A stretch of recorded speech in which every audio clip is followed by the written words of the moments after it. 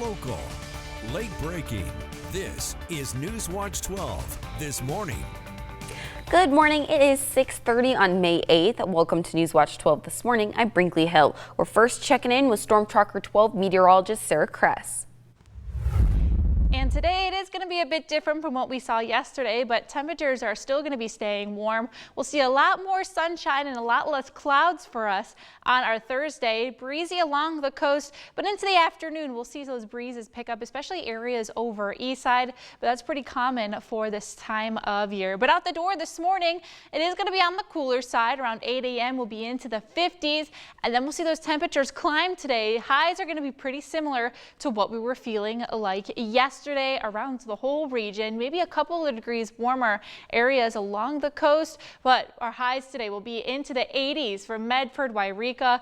Over east side, we'll have a high of 77 for Klamath Falls. Lots of sunshine to go around, maybe a few of those high level clouds streaming through at some points tomorrow, but overall won't be blocking that sun at all. You're going to need those sunglasses for you today. Now, as we work into our Friday, we're still going to be pretty warm. You'll see increased cloud coverage across the region, but we'll have our highs into the mid 80s into the Rogue Valley. Saturday is when we'll start to see some changes. Temperatures do drop down a bit. We're staying on the drier side, but we'll see breezes pick up throughout our day. So coming up in our next forecast, I'll go into a bit more details what we can expect in our days ahead. New this morning, Ashland Parks and Recreation offering 3 new plans to help with its budget shortfall. The options were proposed in last night's City Council meeting. They're strictly mentioned, the plans, and Council will discuss what's the best decision, and the Council will provide direction to staff to move forward with a 24-month $5 fee. Timing is still in the works of when that would be established, and when the fee is implemented, there will be a discussion of the process that the Council is looking to support over time. There was $5 for 24 months or 18 months. It would significantly reduce the reductions we'd have to make. So we would be able to address many of the reduction concerns that I've heard over the last few weeks. Ashland City Council will continue to work with Parks and Rec as they navigate the new general fund and execute the $5 fee and when it would start for the public. The council mentioned the whole city will have to adjust to the budget cuts. As wildfire season approaches, Governor Tina Kotek says preparation starts now. She talked at the Oregon Department of Forestry's fire cache in Salem. The governor emphasized the need for Oregonians to take action, clearing defensible space, knowing fire danger levels, and following local restrictions. State agencies are increasing the state's capacity through legislatively supported funding, such as the fire marshal's upstaffing grants, providing robust training to our responders, and working together to apply lessons learned from seasons past. Last year's fire season was Oregon's worst on record. More than 1.9 million acres burned in nearly 2,000 wildfires. Officials say 2025 could bring more heat and dry conditions. The message: stay ready and support first responders. Both ODF and Oregon State Fire Marshal are ramping up efforts, adding staff and equipment, and reaching out to the community for a quick response when wildfires spark. Now, residents in Ashland are being told to prepare to see and smell some smoke starting today until Saturday. The 86-acre controlled burn will start this morning around 10 a.m. If you're in town, you'll likely see or smell some smoke. For more information about the controlled burn, head to our website. And a shooting investigation is continuing this morning. One person was shot just south of Hawthorne Park. This morning, our news team trying to find out the condition of that victim who's still in the hospital. The shooting happened around 1:50 yesterday afternoon. Someone was arrested as a person of interest in the shooting. The latest information from Medford Police says authorities are not looking for any additional suspects right now. Names have not been released yet, but NewsWatch 12 is continuing to track this investigation.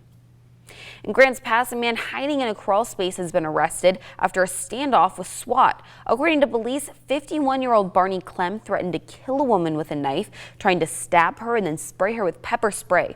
These are pictures of the moment that Clem was arrested following a 3-hour search from SWAT in multiple canisters of irritant. Clem is now in the Josephine County Jail facing numerous charges, including menacing, unlawful use of a weapon, and third-degree escape.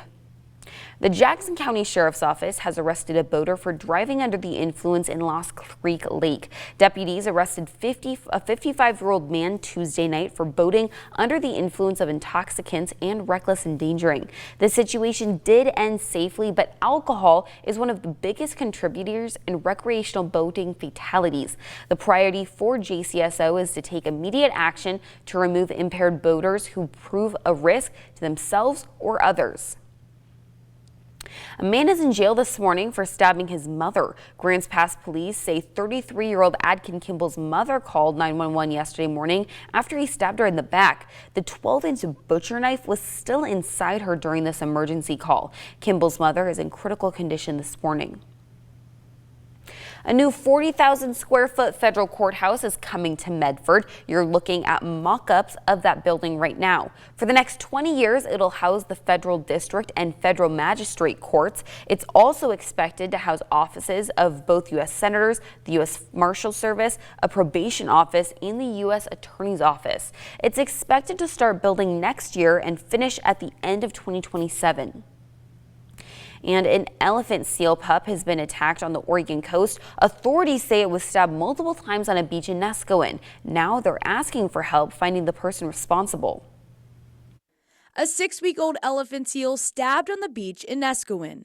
Tonight, officials searching for the person responsible. This happened the night of March 16th between 8 and 11:30 p.m. Gregory Miller is a volunteer with the Oregon State University Marine Mammal Stranding Network. He says he was watching out for the pup for about 3 weeks starting in late February. On the night of the attack, he left the beach around 8. And the next day, when we spotted that there was this bleeding going, a small amount of bleeding going on, we monitored him for the rest of the day. It didn't seem to affect him at all. I mean, he still carried on with his pattern. The attack happened in a cove in front of the Proposal Rock condominiums. Authorities described the suspect as a man with a groomed beard, white and black hair, and a large gap between his front teeth. We believe that he was driving a 1990s Dodge or Chrysler van with a rear passenger window on the driver's side. Covered in plastic. The young elephant seal was stabbed multiple times but survived. The seal was relocated and spotted weeks later around Seaside. It was apparently quite a celebrity and again showed no effects from this unfortunate attack. I asked NOAA's Office of Law Enforcement what the punishment is for this type of crime. It can be up to 1 year in jail, and it can also be punishable by fines of up to $100,000. The Jackson County Vector Control District is offering mosquito fish to Jackson County residents for free. These small fish are predators that can consume hundreds of mosquito larvae per day. They're very hardy and do well in water troughs, abandoned swimming pools, stock ponds, and ornamental fishing ponds.